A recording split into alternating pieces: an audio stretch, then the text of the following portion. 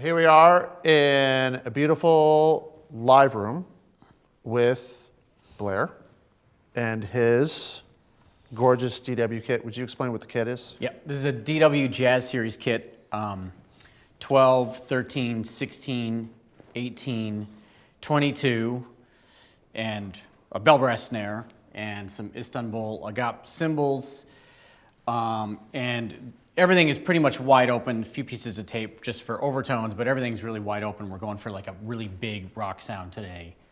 We decided to set up right dead smack in the middle of the room, which is an interesting choice. So we're going to get a lot of reflection in the room into the microphones. So there's always going to be some sort of constant reverb decay of the room feeding back into our microphones, which in a lot of situations is a really cool thing, especially for the genre of music. So I think we've decided in this case just to chase like a rock drum sound where we're not going to do any baffling whatsoever. We're going to let the natural decay of the room seep into our mics and let the kit stay open as well and let it ring out what it does naturally. All right, so Tom 1. My thing is I'm always trying to get my microphone over the rim. If the rim of the drum is my fingertips, you know, like right there, I'm trying to get, and this is my tom, I'm trying to get the mic to be like that. Because I want, in this particular case,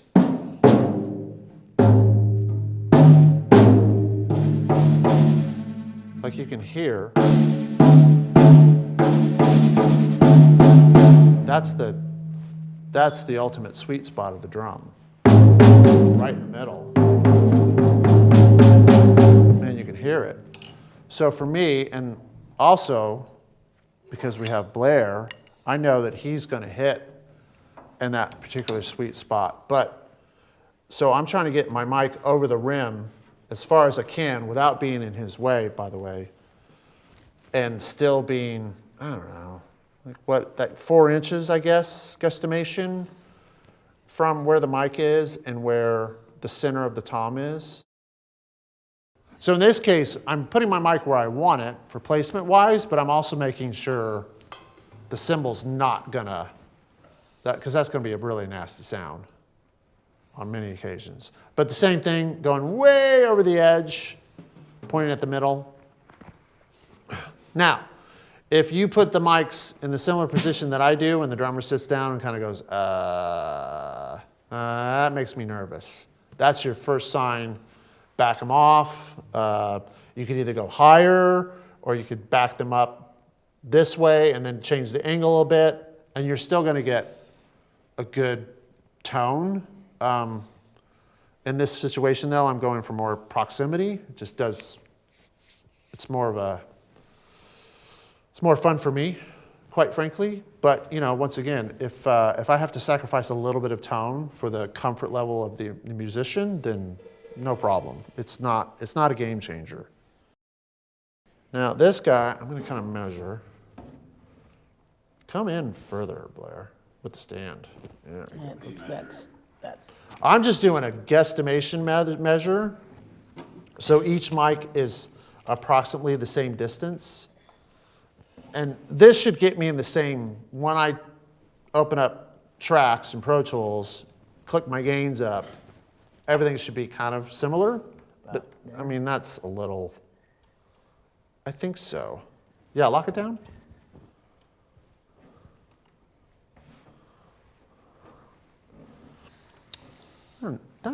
I think that's too low, Blair. So either boom up or go higher. Is there space? I think so.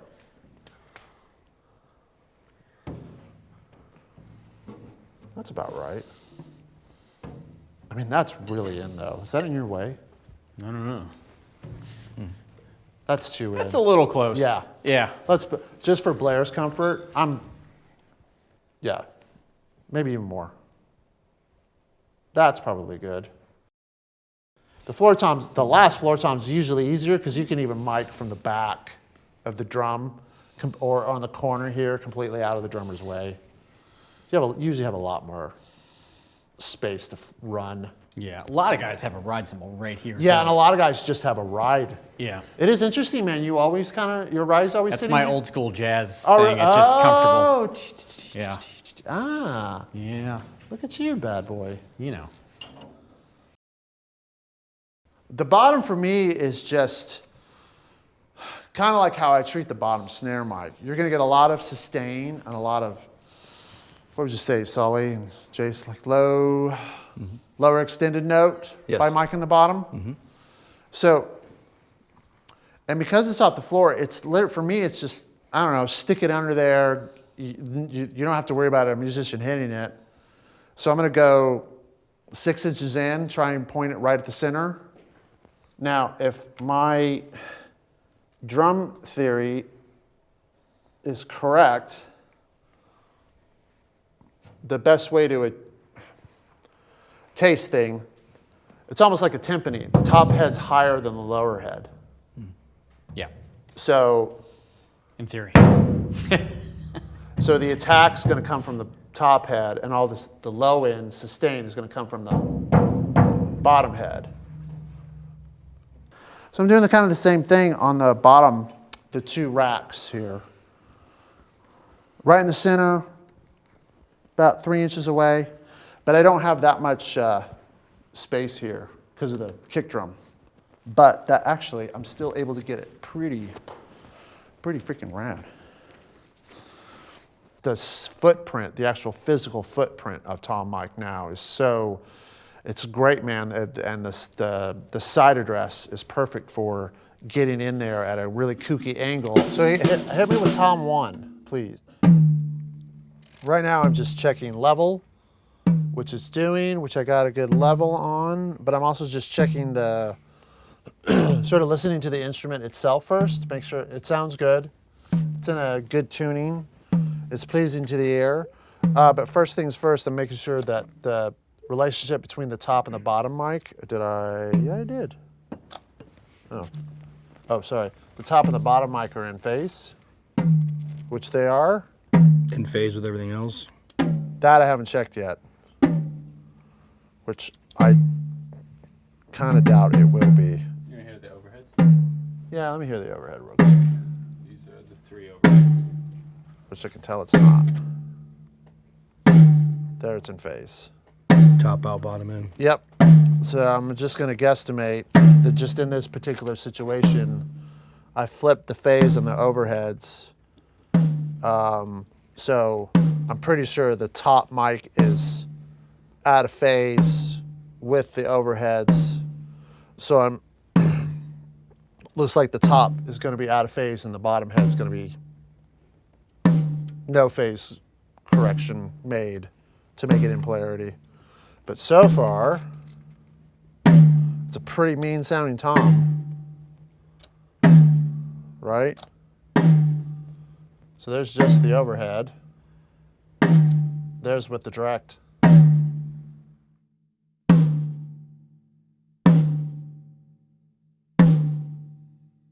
So Blair 2 sounds freaking really good. And it's full, fat, and rich. My level seems okay. Here's just the top mic.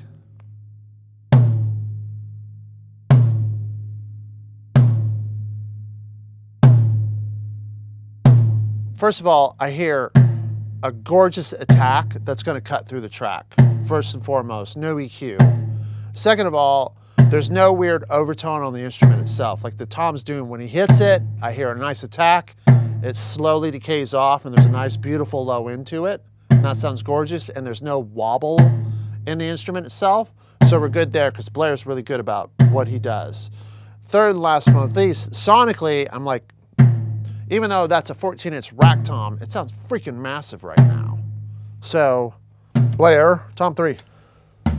So here you go, the floor. Does sound like I'm in phase. Yeah. Crazy for flat. There we That go. is nice. So crazy for being flat. Yeah. First, same thing. Attack is gorgeous.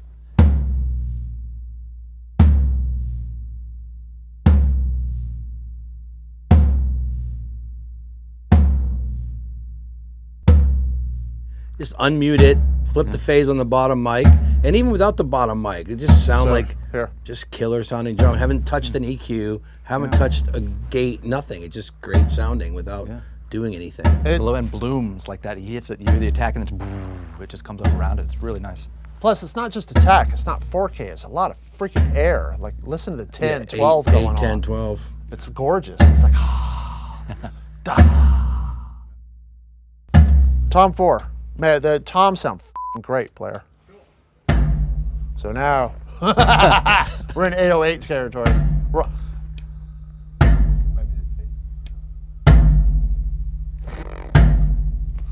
Hey, Blair, I asked for a floor tom, not an 808. This one's the only one, we might have to dampen the bottom head a smidge.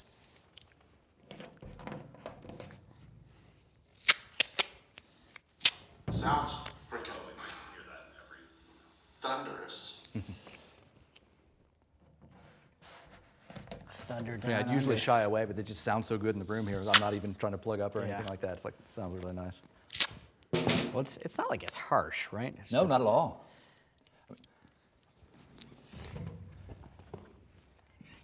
I don't remember asking for power strokes. What? They're not power strokes.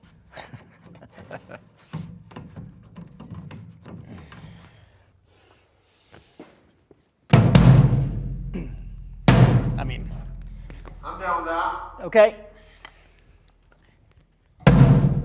Yeah. It's a little more focused, too. Let's hear a little, unmute those toms, and then let's hear a little time. Okay, With, you want to... with crazy tom fills. I'll let Jason get out of that. Yeah, I want to come hear it in there. Save himself. Yeah. Fire in the hole. Running for the hills. Yeah.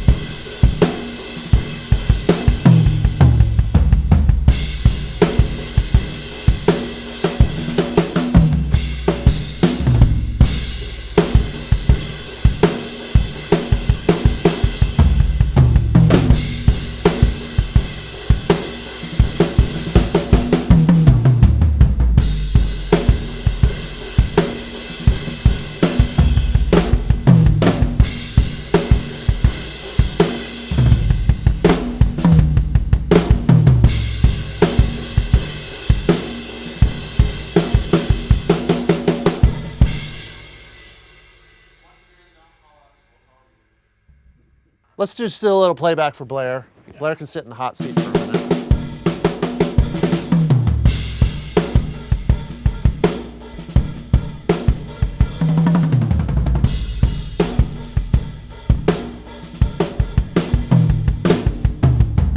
Wow.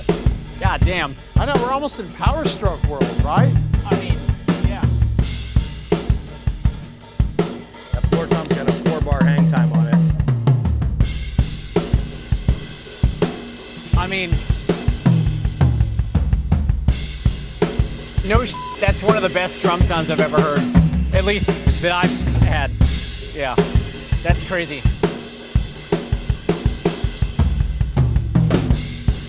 It's absurd.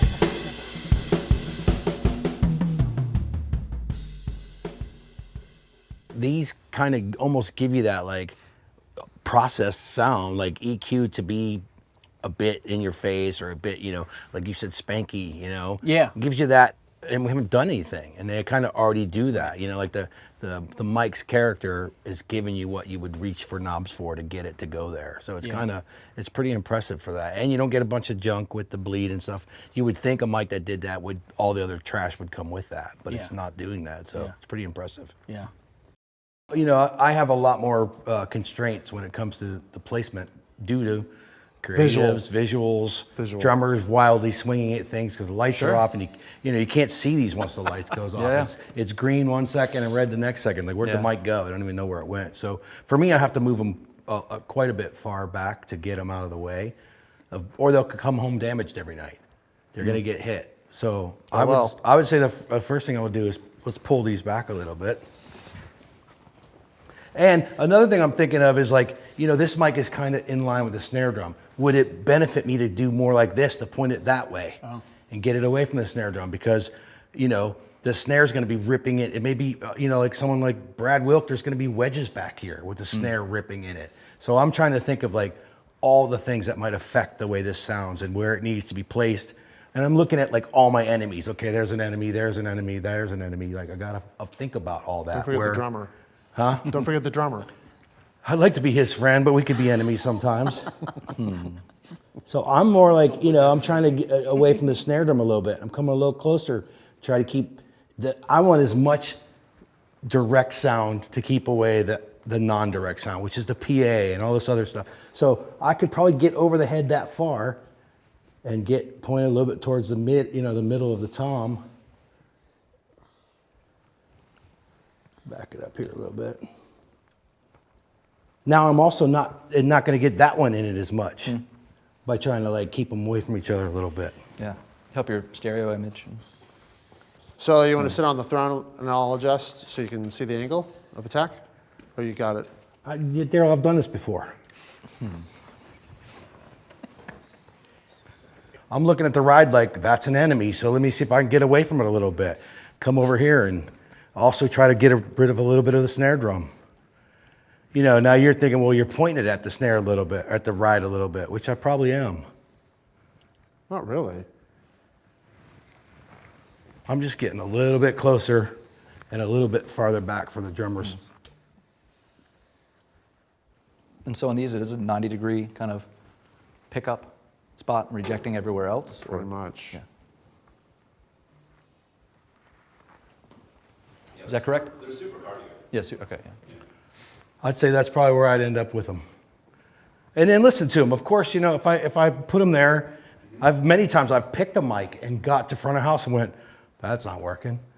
So this placement, picking this placement, might get a little tweaked later down the line. I'm thinking like that. How about the height? Bring this one down just a little bit. And a little towards the... What is your thing? I see this. You know what I got to do? That's my stepbrother saying, I know you touched my drums because of this space moves. No, I'm just trying to look for consistent spacing, because they're similar level toms.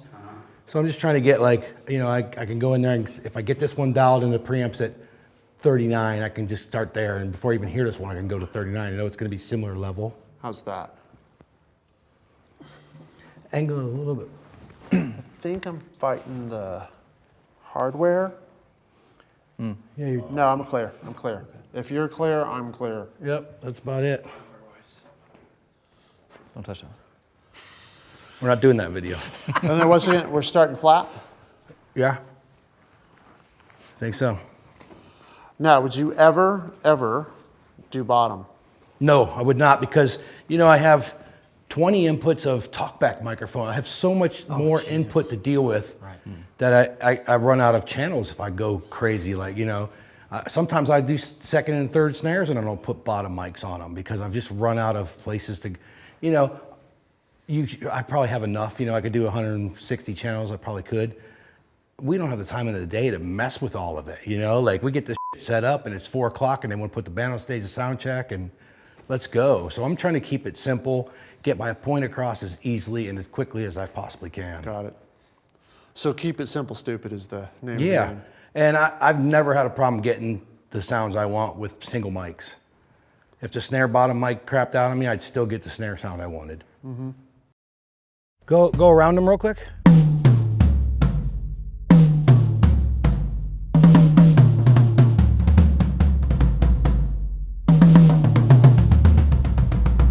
Yeah. They still sound great. Even placed tighter, closer. Let's play the whole thing. Do some time with fills.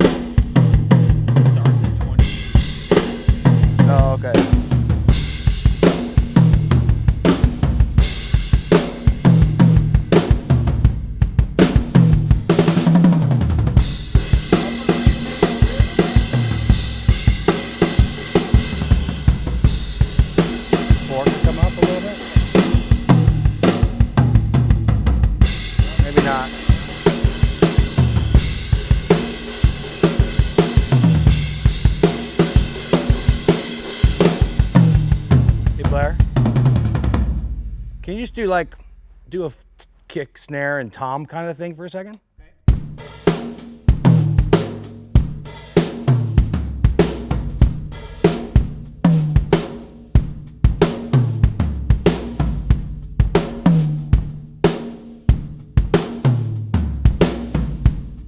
Stop yelling at me all over. All right, and then do you like some loud hi-hats and loud crash, like crash on the ride? Yep.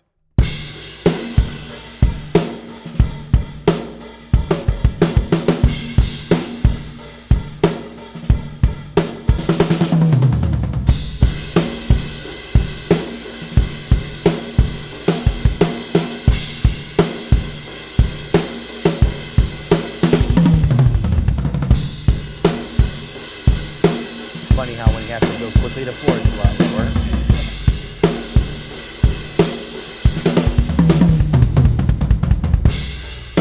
Nice, thanks. Let's listen to it. The bottom mics are still deployed, Yeah. but we're listening with them off. Uh, Let's hear that bashing bit at the end there. Yep. yeah. Just the toms, or you? Yeah, start with just the toms. All right. Here's just the toms.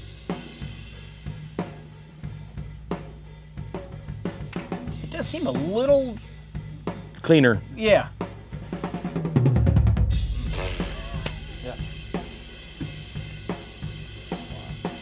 And we're what, half the distance you were basically? Yeah. 4 to 2 inches kind of?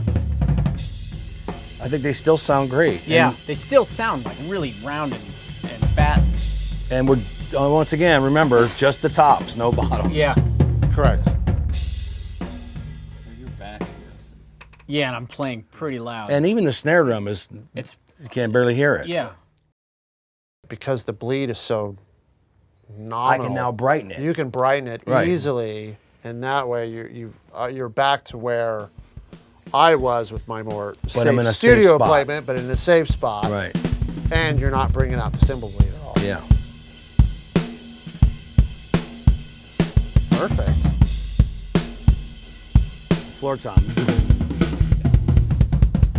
Yeah, the top mic only does control that 808 feel of that number 4 Right. tom. It's still there though. Yeah, it's, the It's length still is still there, there, but it dissipates in the more mix of manageable. the Yeah. the balance it of fits the in drums. the mix instead of being someone else's mix the next day.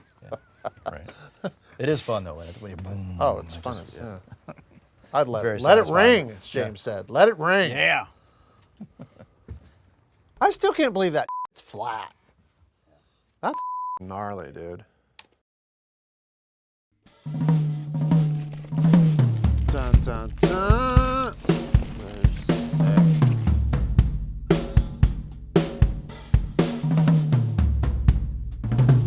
Take one.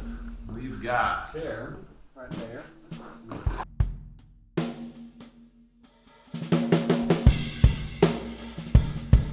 Low end sounds amazing, but also that extra point and clarity you get on it.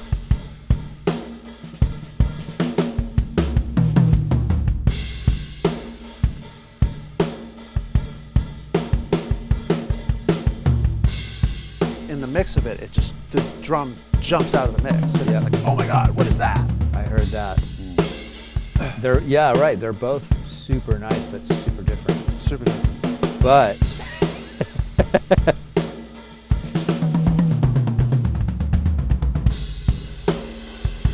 it's doing the thing I like in a cool way that's, I don't know, round and sort of, I want to use like, ridiculous adjectives, like I'm talking about food or wine or in a really stupid way. So. That is one of the bummers of testing stuff for, come pry it out of my cold dead hands and. That is part of the problem. Yeah. Yeah. Right. That you take Thanks, Brian. the back. Oh, now I Yeah. got to give it back? Ugh.